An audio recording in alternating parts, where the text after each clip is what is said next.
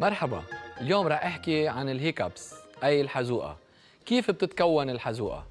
بحالة انتفاخ المعدة في ريسبتورز على باب المعدة بترسل خبر للدماغ، عادة خلال الشهيق اي اخذ التنفس ومساعدة عضل التنفس. الفوكال كوردز اي الاوتار الصوتية بتكون فاتحة تيدخل الهواء وفجأة بتسكر، حابسة مع الهواء داخل المعدة. اما الهواء اللي جاي من برا بيصطدم بالفوكال كوردز اللي مسكرين وبصير في عنا هواء مرتد. بهالحالة اللي فيها هواء محبوس جوا المعدة وهواء مرتد على الأوتار الصوتية بصير في حزوقة أي هيكب.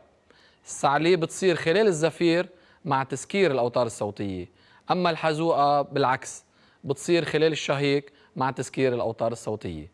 صحتكم مهمة بس الأهم تحافظوا عليها. تروني بكرة مع تب جديد. تشاو.